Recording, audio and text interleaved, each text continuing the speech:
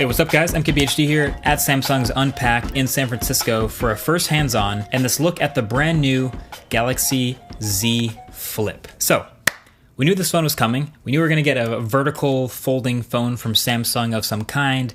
There was plenty of leaks out there, and then we finally got it. And now that I've had my hands on, my feelings are very mixed. Very mixed. So I've held this phone now in my hands for maybe half an hour, and I've had fleeting moments with it on and off for a bit longer than that. And on one hand, it feels like it's easily the most polished and mature folding phone yet. But on the other hand, it still has a long way to go to be something I would actually buy. And it still has its flaws. So let me just start with the specs right off the top. So it's got flagship internals, unlike some other folding phones. Well, I mean, unlike the Moto Razr, let's just call it what it is.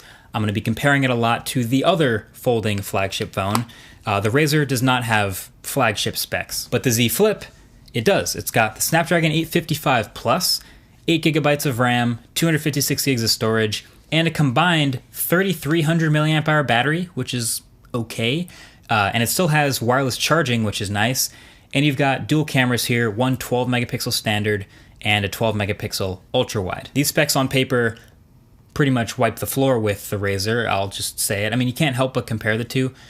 Maybe leave a thumbs up on this video if you want to see a separate dedicated Razr versus Z Flip video. Either way, playing with the Z Flip, you can see they've made some different design and material choices that make it a very different phone. The main one being the screen. So this is now an ultra thin folding glass, not plastic.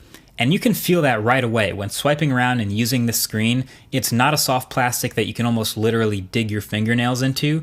It's glass. So that's a great advancement. It's hard. It's a 6.7 inch 21:9 display, 1080p OLED, 60 Hertz, and it has that hole punch cutout for the selfie camera up top instead of a notch, and much thinner bezels. So all these things make it feel like more of a Samsung flagship than any other folding phone.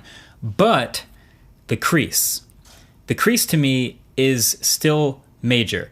I saw it from many different angles. I used it for many different things, and there's just no way around it. It's a very noticeable crease. I would say it's better than the original Galaxy Fold, but here's the thing. Since this is a vertical folding phone, and the same thing goes for the Razr, because it's vertical folding, the crease is across the center here, and that means every time you use the phone, anytime you do any scrolling or any sort of using the UI, you're constantly moving over that center crease, and you're constantly feeling the center of that fold with your finger. So unlike a horizontal folding phone, you really notice it a lot here, and you can feel it when your finger swipes over it over and over and over again. Now, I still prefer it to the Razr's plastic display because that one feels a bit more delicate and softer, but I'm not gonna sit here and tell you the crease is gone or anything. I mean, you can clearly see it.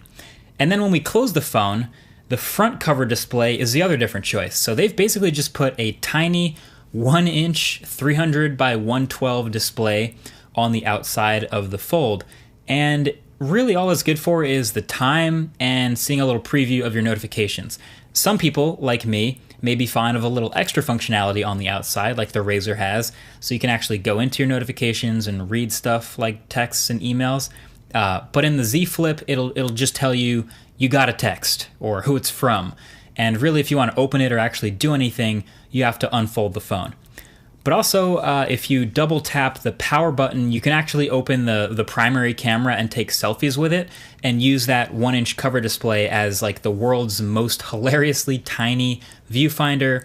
It's there, it's fine, you can use it I guess, but I probably won't. I think most people will take selfies with the normal selfie camera because of the final major design update, the hinge. I don't think this can be overstated.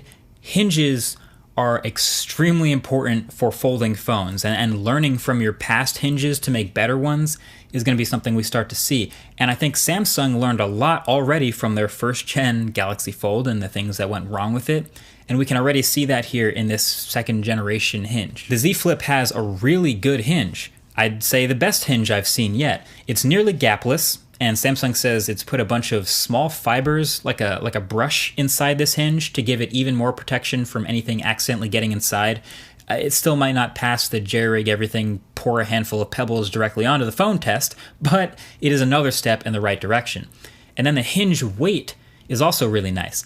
I feel like I could open this phone with one hand much more easily, and it's a 3-step hinge, meaning you can fold the phone halfway like a little laptop and set it down on a flat surface, and it'll just sit that way, letting you use half the screen at a time. And then they've even built in some of their apps to take advantage of this, including the camera and the gallery, and even Google's Duo video calls. Now, I didn't get an answer on if this is an open API and other developers can, change their apps to use this fold too, but it would seem like a no-brainer. Like, taking advantage of having a hinge that's this impressive and keeps the phone this well balanced from tipping over would be great. So that's 3 major ways that the Z Flip is differentiating itself and is in a lot of ways better than some other folding phones. The cover display on the outside, it's different. The specs and the build quality and that hinge. And then some other small things I noticed. The fingerprint reader is on the power button, right below the volume buttons, so kind of like they did with the Galaxy S10e. I like that. And no, there is no headphone jack. Sorry if you thought there would be one.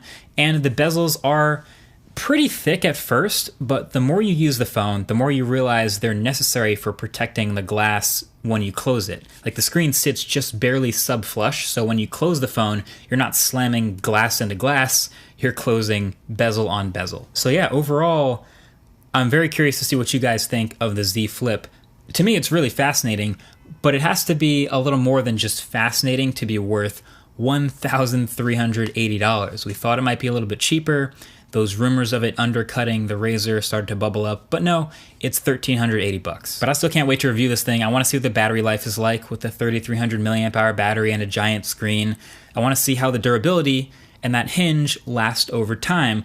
These are some things you don't get to figure out just by using it for a couple minutes. But I don't know, I'm glad folding phones are actually evolving as fast as they can. Maybe, who knows, in 3 or 4 generations we'll have the incredibly sleek, thin, bezel-less, 120 hertz, awesome folding devices, iPad-sized screens in our pockets.